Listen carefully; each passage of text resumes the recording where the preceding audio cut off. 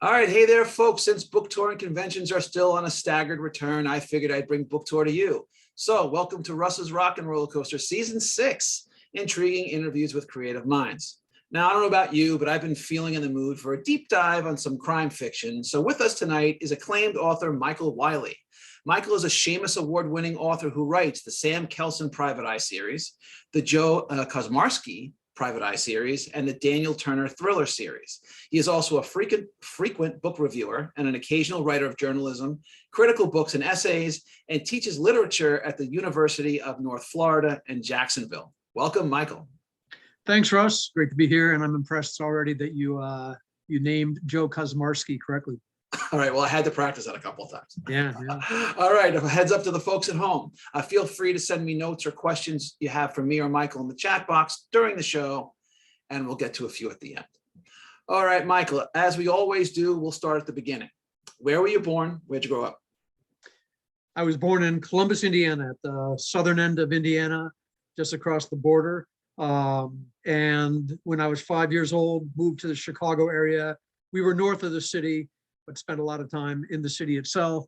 And so all in the Chicago area until I was in my 20s when I moved to New York. Okay, so all right, so a bit of a Midwestern guy. So let me talk. So talk to me about. So you were in Chicago. I have a lot of friends. I've got friends and family out in Chicago. I've been there a ton of times. So we in relation to the Chicago proper, where were you? Were you north, south? Like where were you? You know, I was about 20 miles to the north, 30 miles to the north. And so, you know, growing up, we were out in the suburbs. And it was only later on, kind of in my teen years, I used to spend a lot of time downtown. And then once I was an adult, spent more, you know, I lived down there, and then the city itself became kind of my stomping grounds. Sure. So was it just you? Do you have brothers, sisters?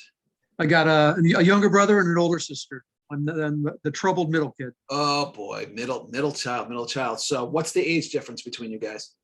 2 years apart each way. 2 years apart. Okay, so your parents were they were on a schedule. Oh, they were on a schedule, and you know, I was smack in the middle. So what did your parents do?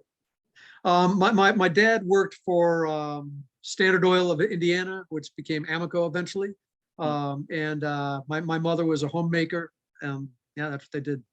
Okay. So your brothers and sisters, did you guys get along? Did you fight? I mean, I know we all siblings fight, but did you guys get along? Did you kind of just do your own thing, or what was that like?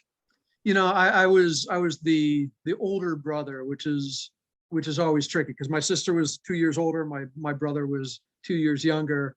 And I don't know, you know, this is one of the things I struggle with still in my crime writing, is trying to figure out the kind of psychologies that lead to violence between the people you love the most, right? And so when you're 8 years old, or you're 10 years old, or you're 12 years old, and you see a younger brother, and there's just this desire to dominate, you know, you don't reflect on it at that age, but at some kind of a higher level, I think that remains in many people's lives into their adulthoods, until the day they die. You know, I'm glad to say that I outgrew it, but in some ways, you know, that's always buried deep. My sister and I, we got along fine. You know. Right.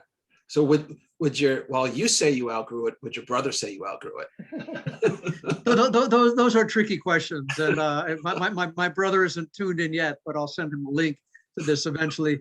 You know, it's complicated. You know, we're very loving brothers. We talk by the telephone once a week, but put us in the same room together, and you know, people walk in and they kind of shield their eyes because the sparks begin to fly too fast. And so I think that it's like all kinds of early relationships. Those tensions maybe never resolve entirely. Yeah, it's funny. I have two sisters actually. They are twin. For the folks, Michael and I were talking offline. He has twin kids. I have twins. Well, my sisters are twins, two girls, and you know, my one sister in particular, we used to fight like cats and dogs. Holy cow! But as we became adults, we became super close. You know, we still have our moments. You know, we still get pretty edgy with each other from time to time for inexplicable reasons, but no, we're real tight now. So when you were a kid, talk to me about, so you're in Chicago. It's it's a unique part of the country. What were you into back then? Like what was your thing? I grew up north of the city, and I think that one of the reasons my parents picked the place that they did is they figured it would be safe. We weren't kind of in the worst parts of downtown, but it was also kind of stunningly uninteresting much of the time. So what do you do when you're 13 years old or 14 years old and there's no excitement? You create it, right? And of course, the ways that you create it are usually getting in some trouble. And so I was fairly athletic. I did fine in school, but as was the case at the time, we had a whole lot of free time, and most of that free time was spent hanging out with my friends, hoping not to get caught, I guess would be, largely what we did. Yes, the old, yes, no, I shouldn't say something. I shouldn't say some of the things that I did. Oh, I know. Well, that's, it's really kind of amazing that we survived, and again, I'm convinced that, much of my crime writing, I learned the mentality, I learned the emotional states of being, before I was 18. And, Right. and those really don't change. Fear is fear. Right. Knowing that you're breaking a rule is knowing you're breaking a rule. Hoping you don't get caught is hoping you don't get caught. Getting caught, yeah, that's there too. Yeah, sad to say, a story for another day, but there was a time where I wore the bracelets. But story for another day. Not today. Definitely not today. Okay, so were you you're a writer now, we'll get to that later, but were you a big reader as a kid? I was, I think I was probably the youngest subscriber to Ellery Queen Mystery Magazine, maybe on record. I mean, I'm claiming that, but I have no means for checking it. But from the time that I was really young, I loved mysteries. When other kids were reading, say, Boy's Life or whatever kids read back then, I was doing that, and the true case files of the FBI. I'm not sure where I got that interest. I grew up in a family that was a bunch of strong readers. My mother was a reading addict. She was a one book a day kind of a reader. Wow. And so no matter what, it would be late into the night if she needed to go late into the night, but she would finish that book and go on the next day. By the time that I was high school, like a lot of kids, I got kind of this idea that maybe the kind of reading that I'd been doing before was maybe beneath where I wanted to be. So I read a lot of the stuff that gets represented with a capital L for literature. Right. And it was only after I graduated from college that I really fell, pretty deeply right back into crime writing and doing those kinds of things. So I just want to stick back a little bit when you were younger. So you were reading a lot of crime. Were you like, were you a Sherlock Holmes guy? Were you into, were you, were you Dashiell Hammett? Were you, what was your kind of thing? I read pretty much across the board. Raymond Chandler became an early love and a long, I've never fallen out of love with Raymond Chandler. And Robert Parker, once Robert Parker began to appear on the scenes, that was a little bit later for me. And then again, I really loved a lot of the stuff that, I wasn't reading it as true crime, but at that time, reading about Ma Barker and reading about Al Capone, Right. with the Chicago background. Reading about the, again, the highly mythologized case breaking by the FBI and police, and So, there were thick, big anthologies of that stuff that I just. So let me ask you: I mean, maybe you didn't know it then, maybe you didn't, but as you reflect on it now, do you think you were more interested in, the cops or the heroes catching them, or if the bad guys could get away with it? Yeah, both. I mean, it was even then, it different. When you're reading about Al Capone, when you're reading about Ma Barker, when you're reading about some of these famous figures from earlier in the 20th century, it's already, especially for a kid, it's at enough of a remove that it feels like fiction, even though it's not fiction. And part of the excitement is that it's real, but it's all being written in a kind of way that you're reading a good story. Yeah. And so, as opposed to real crime, real violence, which I have a problem with, with the real violence. But but at the time, it felt, the kind of what was interesting was that game, kind of the game's afoot, but in a kind of way that involved guns, lasting, and various interpersonal relationships. Well, those fascinated me. So probably the crime. It was always better to be the criminal than the cop. Right. All the games. Yeah. So did you did you watch crime movies? Were you into like detective shows? Was that your thing too? Between 6 and 7, was it, when I was young, it was only once a week that you got back-to-back Adam 12 and Dragnet. But eventually it went to reruns, and then you could do it every night. And that was the nightly fix. You always did that before dinner, is you settle down and get a couple of police procedurals, and then off to dinner. Yeah. So I want to ask you a little bit about this, because I've, like you, I read quite a bit. My mom, again, she was like your mom, like a book a day, constantly reading, although I didn't read a lot as a kid. Crime fiction in particular, it deals with the darkness that's within everyone. I don't care how happy or positive you might be generally, that, as a human being, we all have that constant battle between the darkness and the light. And, there's so many, as children, so many, maybe truths we're not told, or, your parents want you to kind of grow up in a world where, the horrible things maybe don't come your way, but we all know they're there. They live inside us. We see it everywhere. The texture's there. Was there a certain pull? What's the appeal about the darkness, do you think? Yeah. It's a question that I think every crime writer, definitely the crime writers who explore those dark spaces, my writing gets pretty dark. It's a question that I think we always are asking ourselves. And in some ways, I think it's the fears that everybody faces one way or another.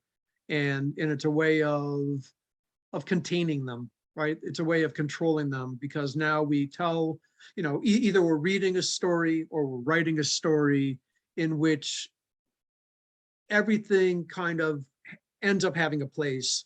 And in traditional, kind of traditional stories, it's going to be resolved, order is going to be restored early on. Some of my earliest memories, right after moving to Chicago, we moved in the 60s, and the neighborhood where we moved in, we moved in and we literally moved into the house. It was new construction, to find somebody had broken in, and the person who had broken in was in the basement of the house when we moved in. Oh, we walked in the door, and that person was there. It was a teenager.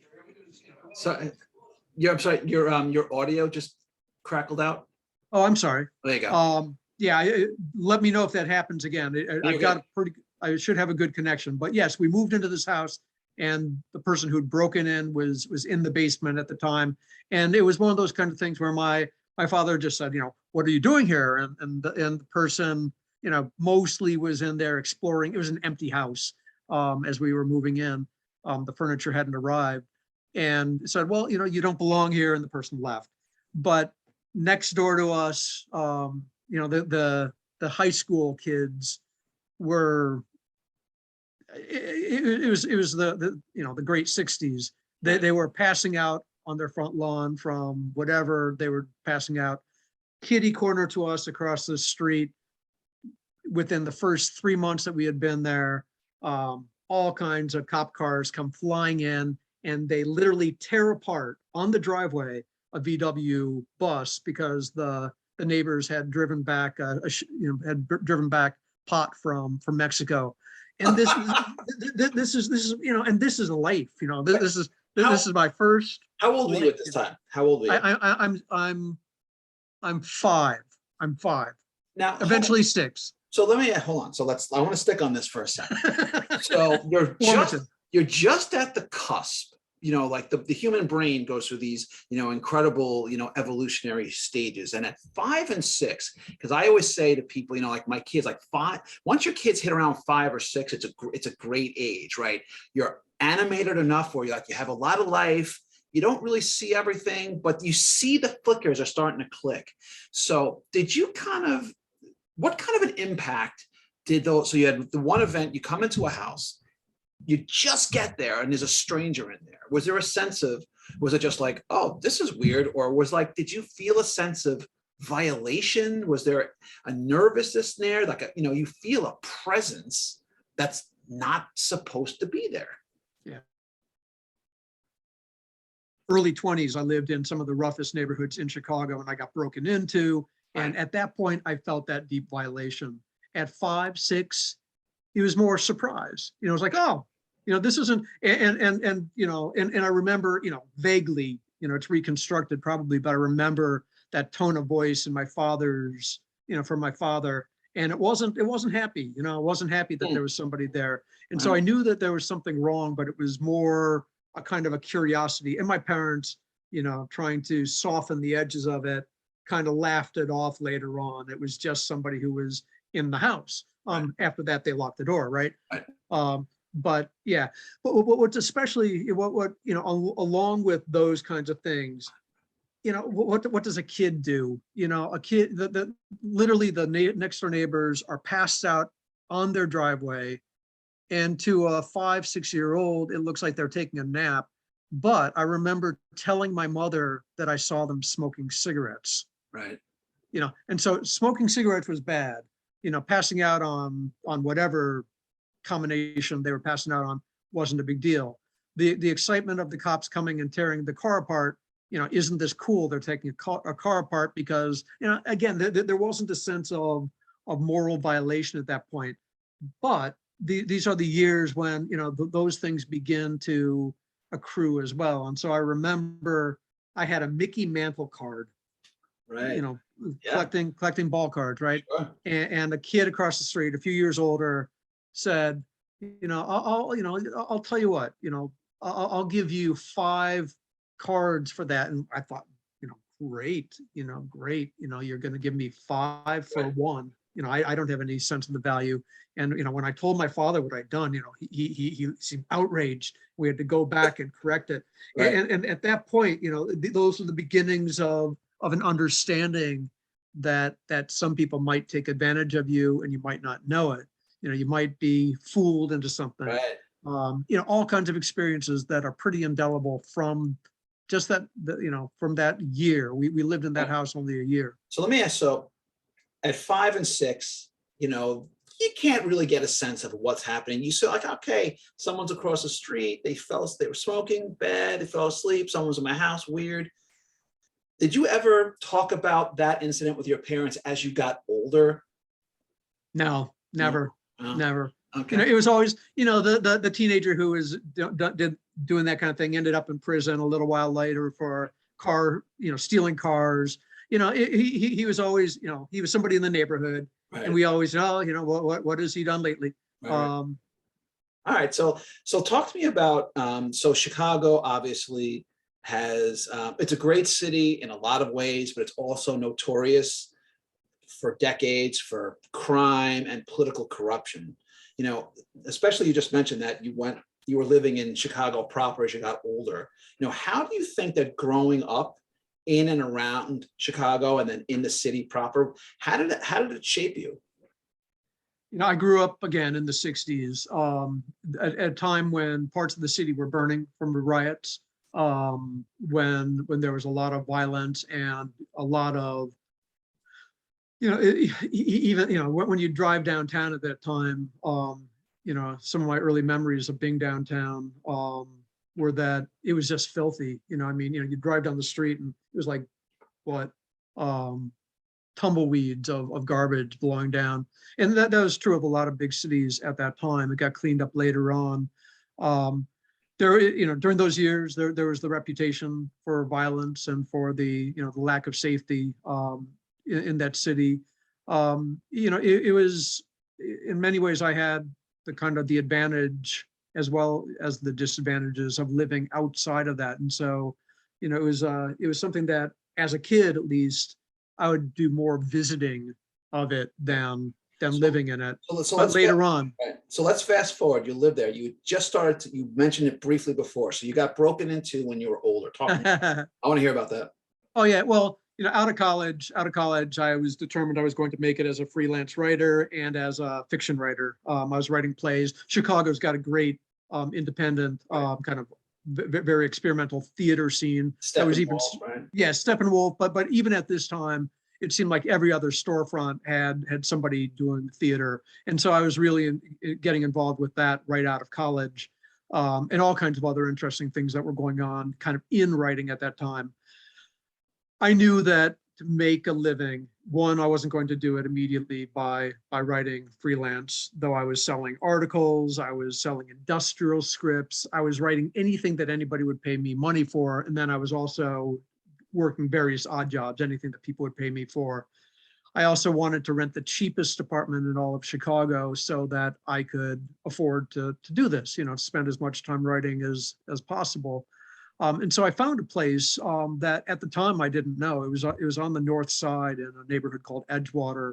And only after I'd been there for a while did I learn that this place is called, or at the time was called, the Corridor. And it was 2 streets wide, Thorndale and Winthrop, and it ran about 4 blocks. And Chicago, again, is a place that historically and at this time as well had a lot of violence. This place called the Corridor had the highest crime rate of all of Chicago, which I didn't know. When I rented the apartment, I took an 18-month lease. I probably should have been suspicious when they said I had to rent for 18 months. I couldn't do it just a year. It was a wild building to live in. I had a studio and just put the mattress on the floor, Right. and I knew the woman I was dating at the time, now my wife, we knew that that it was good to have the mattress below the windows and to kind of stay below it, because at night the gunfire would start every night. And it was the building next door. Again, I learned this when I was living there, was owned by one of the gangs. This was kind of a gang house, and so there was a lot of gunfire there. Jesus. For the most part, I'd get on the L, I would ride wherever I wanted. I wasn't too far. That's pretty close to Loyola, Chicago. So there's some of the experimental theaters, I could walk that way and I was fine. You kind of learn. I'm not a big guy, 5'10". I weighed about 160 at the time. And, so you kind of learn to walk in ways that is like, don't mess with me. Yeah.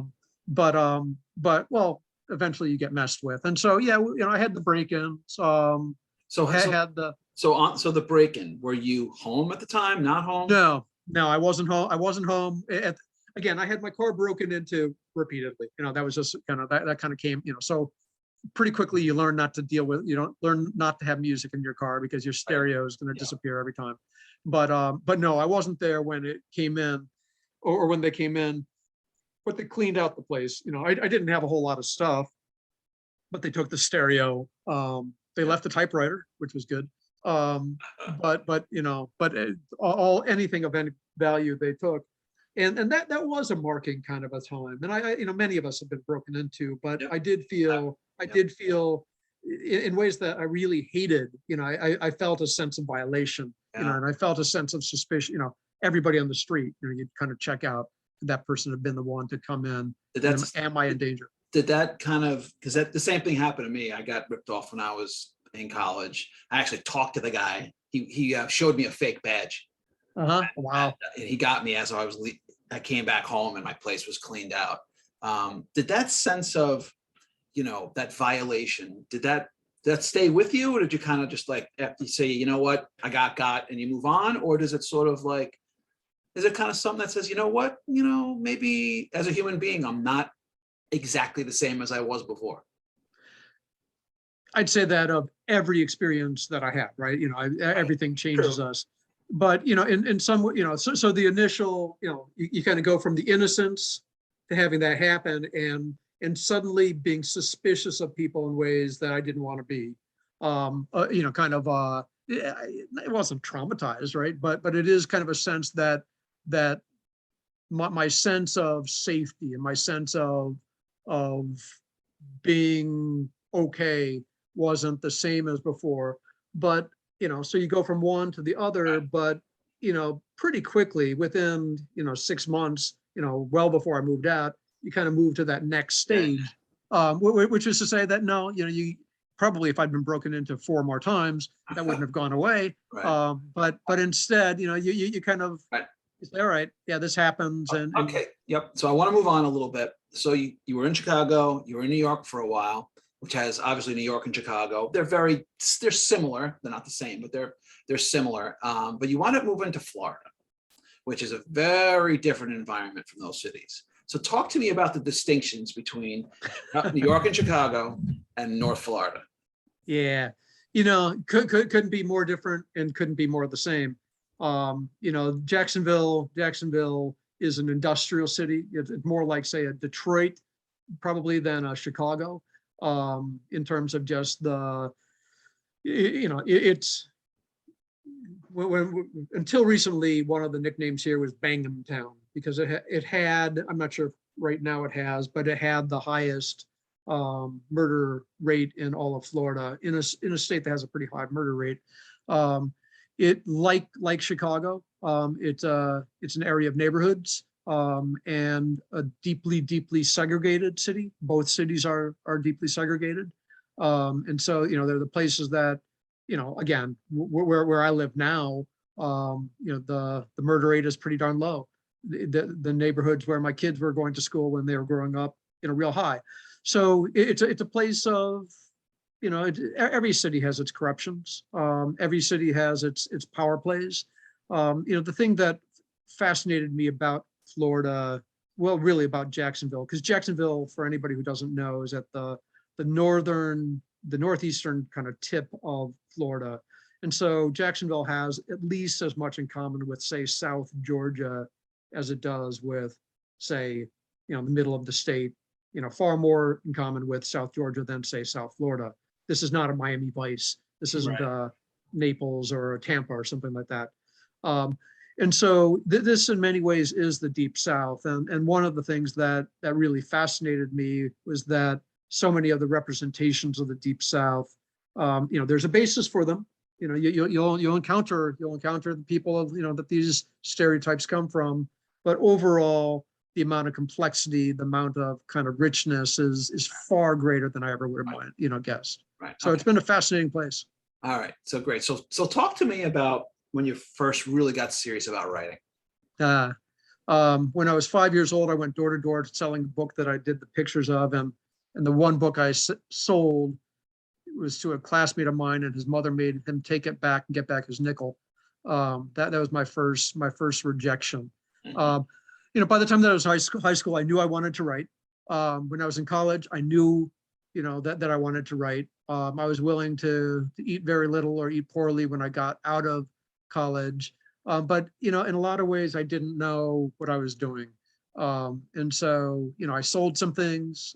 I got involved with groups of people who ended up being some really interesting experiences. One of the groups, this was the period of cable access. I'm not sure if you know cable access. Mm-hmm. When cable TV was first introduced, Sure. all the cities that had it were required to have free cameras, free equipment that was available to the public.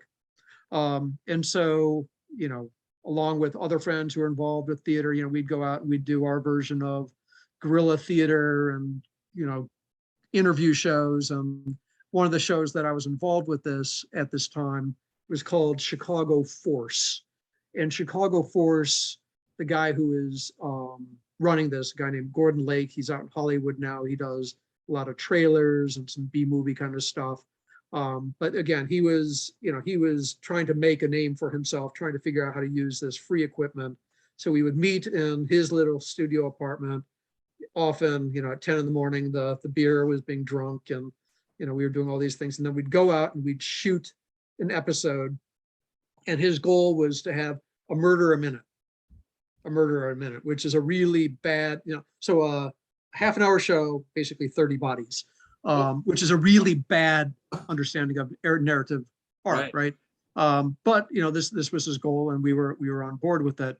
There were about 12, 13 of us involved in this all together. I was on the writing side, but all of us would sometimes, play a little part here and there.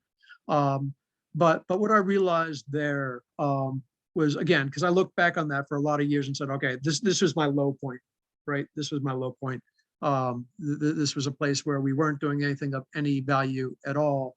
But out of that, again, I learned a lot that I ended up building into a career as a crime writer. Right. Gordon Lake is out, making a living from his film work. The person who emerged from that, and she came into it fairly late along the way, but the person who emerged from that little group of people with the most success ended up with a little bit of a name, and that's Halle Berry. Oh, wow. Yeah, she was. Yeah, if you look at, if you Google Halle Berry in quotation and then Chicago Force in quotation marks, what you'll get is these accounts that say this is Halle Berry's first TV/film credit, and then somewhere later on it'll say her first real credits were something else. Right? Have you had, obviously her career has done decently well. Have you had chance to stay in touch with her over the years, or did you guys? Zero. In fact, I'll go further. At the time, I didn't have a chance to stay in touch with her. She came into this, and she had won some kind of beauty contest. And Gordon Lake, I'm not sure how Gordon Lake became aware of her, right. But he brought her and one of her friends in. Again, we'd been doing this, I don't know, for months at this point. Okay. And he brings them in and says, I've got these two new people. We're gonna give them really, they're good. We're gonna put them like in central kind of positions. And the two of them just stood off to the side, looking like they already knew they were so far above this. And it wasn't long. I don't know what happened to the other person, but Halle Berry, she made a career of it. Do you think? If someone mentioned your name to her, or if she saw you, do you think would she remember you, or was it just sort of like? I'm guessing absolutely not. That's the wrong answer. Of course she would remember me. Are you kidding me? We were. I remember her. I'm sure you do. The funny thing is, I didn't realize that's who it was until years afterwards. Wow. Until I was curious. What's Gordon Lake up to? Again, I looked up. I tried to find what a number of people were up to who'd been involved in this. And a couple of them showed up.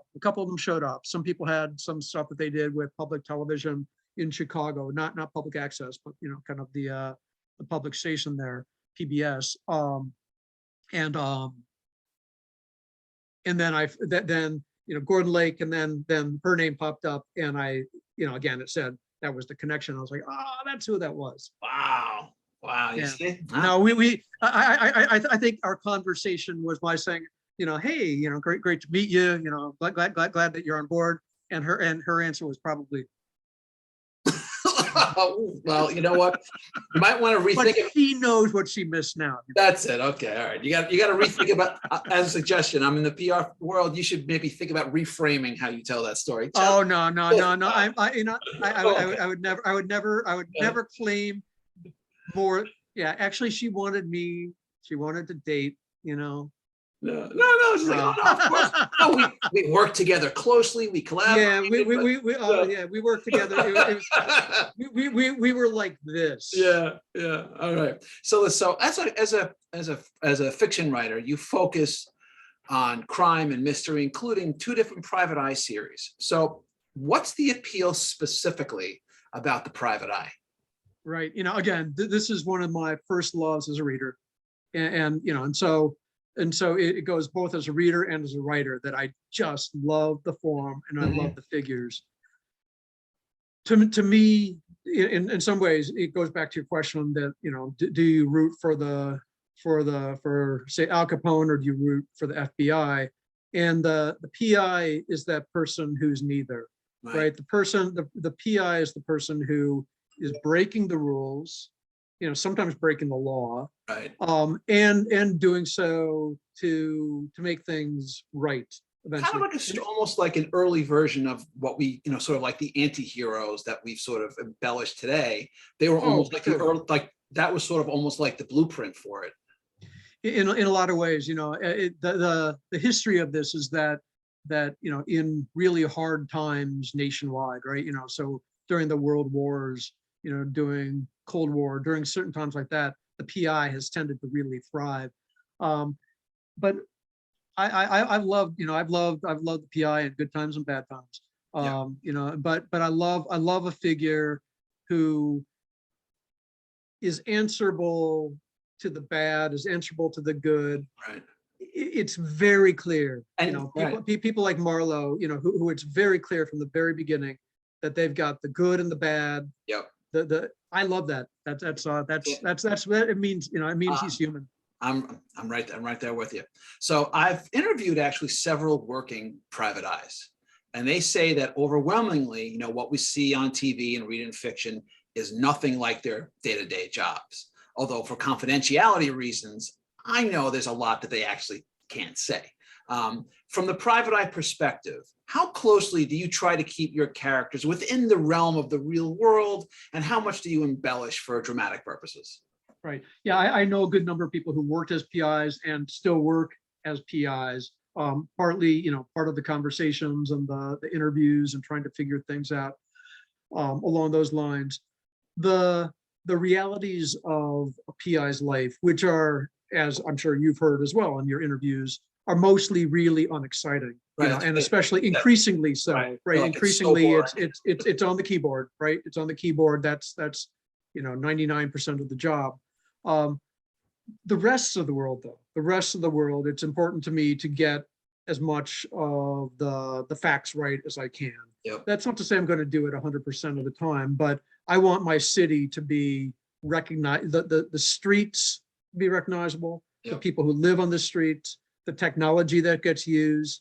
That's not to say that I won't have, somebody leaping across a room in which in ways that only Superman could fly. Of course. But rarely, so even for the physical capabilities, right. I try to keep that. Try to keep it as close to reality as possible. I think readers feel cheated if we don't. Right. I always respect the reader, right? Always yep. respect the reader, including respecting the reader as somebody who values a certain kind of character, and yep. that character isn't the real PI. That's Nobody right. wants to see us type for 99 minutes, Right, for sure. All right, so you wrote Monument Road, a book about an exonerated death row prisoner investigating the crime that sent him to prison. Now, what interested me, I'm curious, is talk to me about the process of researching a book like that. Yeah, I'll try to do this as succinctly as possible. This is one of the ones that very much has its origins when I was a kid. And so, the research starts with what I already knew and this was a book that I badly wanted to write, and I couldn't figure out how to write for a lot of years. I always was horrified from the time I was really little by false accusations. If I did something and I was punished for it, fine, I'll take that punishment. But if I was punished for something that I didn't do, it struck me as the height of injustice. A good friend of mine, when I was in high school, this was something I wasn't involved in, but a number of my close friends in the neighborhood were breaking into houses at night, and eventually got caught. And they got caught for this one house in particular. Two of the people who got caught had actually been in the house. And then the police accused a third friend who actually didn't break in the house. I knew because that person was with me that evening. And instead of denying that he had done it, he said, yeah, he'd done it. He took a fall for something he hadn't done, and it confused the hell out of me, and fascinated the hell out of me. And it wasn't because, say, the police were like knocking him around. It was for him. It was, I don't understand the full psychology that went into it. I talked with him later. He's no longer. He passed away a number of years ago. But that was the origin. That was the origin. Is I really badly wanted to write about a story about the kind of circumstances in which one is falsely accused, and the false accusation might even involve self-implication. Right. And that's the circumstance of Franky Dast, the figure in this book. To research this, again, I went through, a kind of real quick, the next stage on this is that when I was out of college, one of those jobs that I was working with was with teenagers who got diverted into a residency program that was an alternative to going to jail, or some other kind of incarceration. It was kids who had mental illness or emotional problems, and it was either that or they would be basically locked up in kind of juvenile detention, possibly toward incarceration with adults after they were done. But this was a kind of diversionary program, and it was a nightmare kind of a job. I mostly worked with a group of like 5 kids. Right. 2 out of those 5 kids, one while I was there ran away and killed somebody, and another one a couple of years after I left, he was killed in gun violence. Wow. And so again, like the kind of mindset that went into, these were nice kids, nice kids in a lot of ways, and yet there was something in there that went over something went real wrong. Went wrong in one way or another. Take those 2 kinds of things together, and then what finally I realized I could write about, and it ties into one of the big things that we've been watching or participating in kind of as a nation in especially over the last 10-15 years.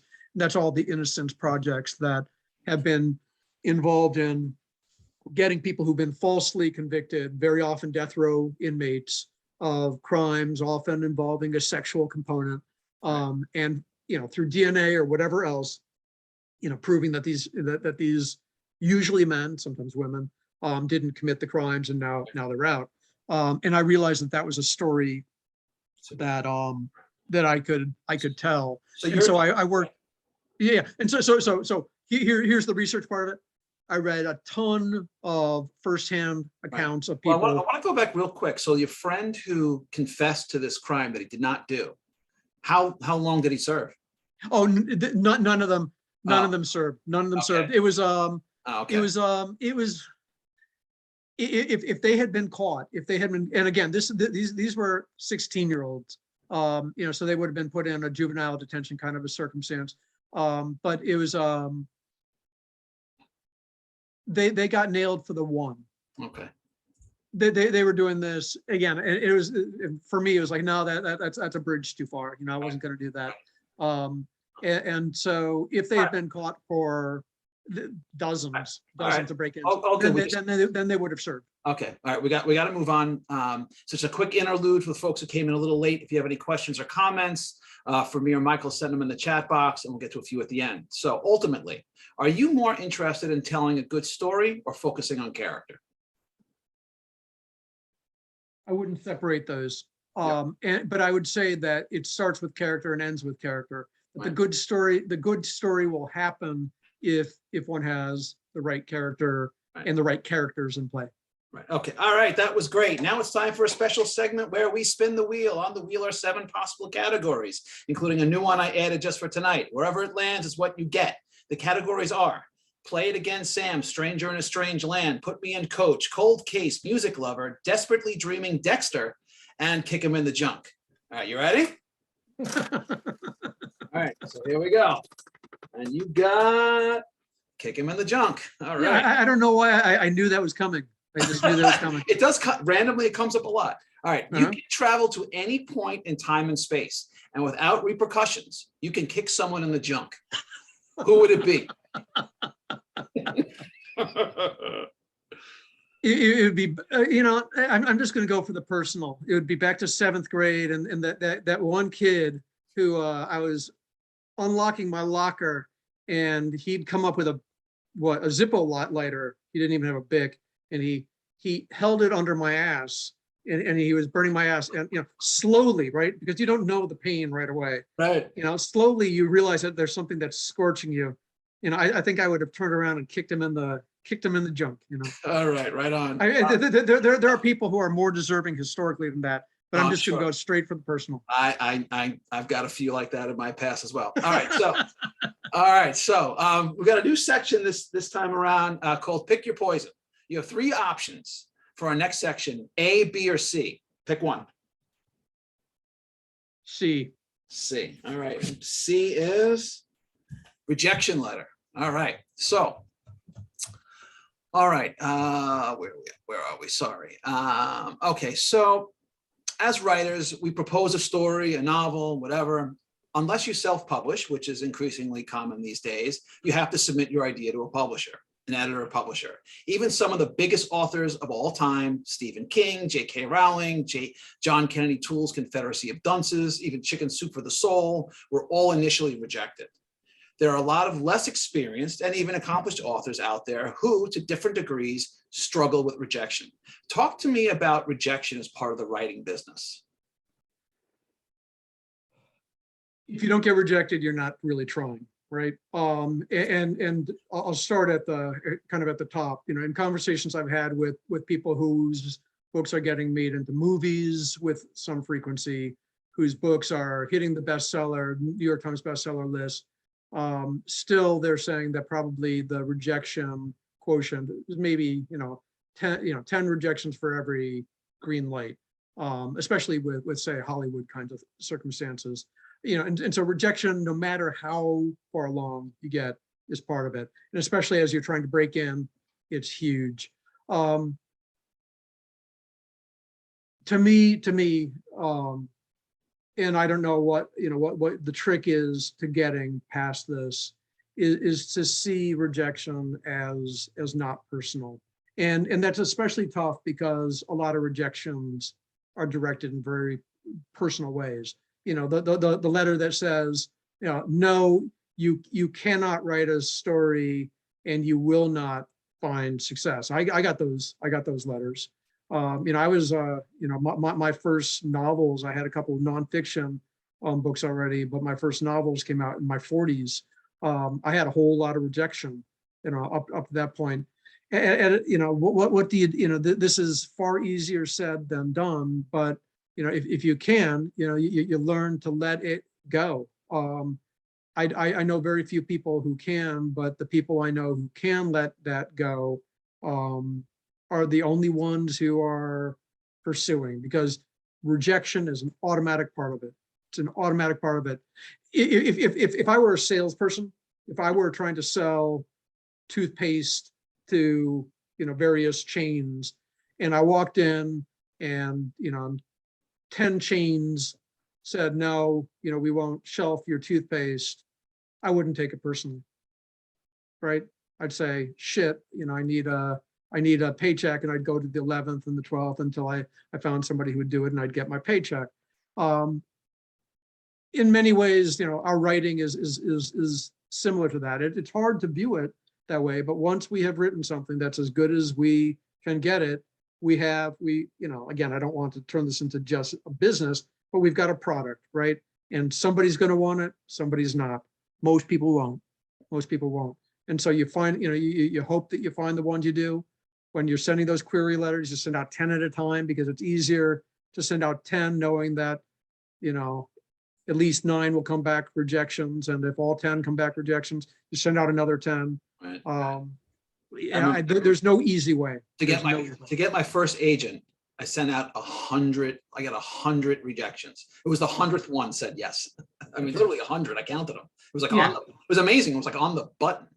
And that's what mine was like also. And that first agent then sent my manuscript to 2 publishers. Right. Both of those publishers, and they were St. Martin's and Penguin, and both of them said no thanks. And that agent said, I can't sell it.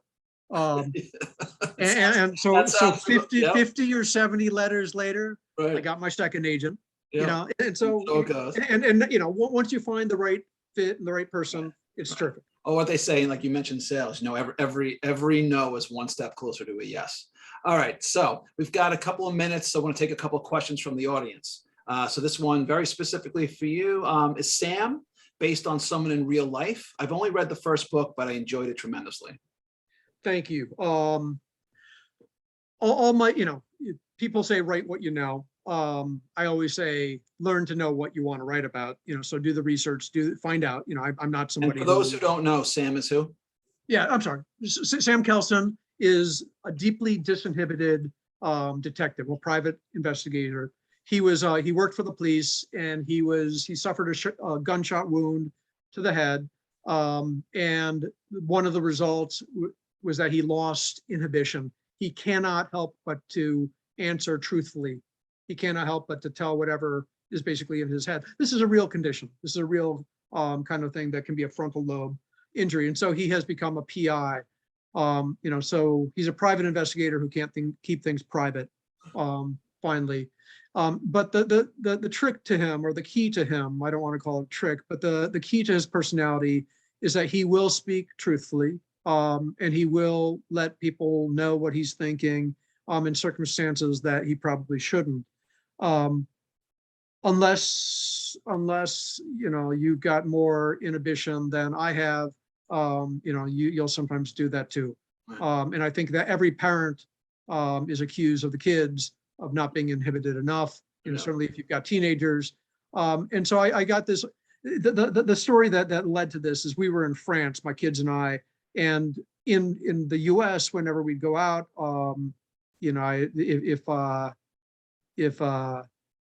if I said something that I wasn't supposed to say, oh yeah, I'd say, yeah, I'm a tête de merde, I'm a shithead. And we were in France, and we were in this busy restaurant, and my kids gave me a hard time, and I said, oh, I'm a tête de merde, and the whole restaurant like silenced and looked at me, and I realized there's a character here, right? What if a person lived this life all the time? And so that's where he came from. He's obviously an extreme. There are people, a guy named Phineas Gage, who suffered a railroad accident, who had a kind of a iron rod go through, and he had that personality change. So yeah, there are real people, but yeah, thank you for liking him. All right. So question for you: favorite crime movie or TV series, and why? Ooh, boy, it goes so far. Probably the one that I have taken the greatest pleasure in, certainly in the last, say 5 years, is Babylon Berlin. I'm not a big historical crime fan, but this one has every part of it, and this is the acting to the plausible actions and some extraordinary. This is in Berlin. Kind of in Berlin's wild years leading up to World War II. And it's just an extraordinary show. I just belatedly watched all the seasons of Bosch. I loved that. But, again, I could go into a whole lot of ones. Chinatown, go on. Classic. All right, so we get one more. This was actually one of the ones that would have popped up on the wheel had you gotten it, but I'm glad it came up anyway. So any genre that you want to write in that you haven't written yet? I can't do it because I've tried, but I'd really like to write porn. Really, I'd really like to write dystopian literature. Dystopia, to really realize a world, dystopian world, and there are people who do it so beautifully. That fascinates me. I'd love to be able to do it. I just can't. All right, fair enough. All right, so we got a couple minutes left, and you've got some stuff for us. So I'm going to share my screen. Bear with me. I usually screw this up, so I'm going to do my best here. Okay. So what do we got here? All right, talk to me. What are we looking at here? Yes, this is Head Case. This is Sam Kelson out and about in Chicago, finding himself in trouble when a number of people have died in a hospital, and there's a nurse who used to be a rodeo rider who calls to Sam's attention these deaths, and Sam thinks that they're not connected, but of course they turn out to be connected. This is a mystery that I think is the best of the three that involve Sam Kelson. It was a blast to write. All right, great. So I'm definitely looking forward to picking that up. All right, as for me, if you're looking for a little sci-fi with your private eye fiction, I'll encourage you to check out my sci-fi noir, Fractured Lives, the second book in my ongoing series featuring hard-boiled intergalactic private eye Angela Hardwick, part Doctor Who, part Blade Runner, part Philip Marlowe. As the core mystery, Hardwick and her protege, Eric Whistler, are hired to find out if a galaxy-designed savant is suffering from a nervous breakdown or is the victim of an urban legend known as the Scarlet Raj, who may or may not have nefarious plans of her own. But on a more personal note, Hardwick is struggling to decide how or if she can be an effective private eye and be a good mother to her 5-year-old son, Owen. It's a grueling process for Hardwick, who may have to make some tough choices. Fractured Lives is available on Amazon and published by Crazy 8 Press. And if you want a signed copy, you can order them directly from me. All right, Michael, I want to thank you so much for stopping by tonight. This was really a load of fun. And I want to thank everyone who's watching at home.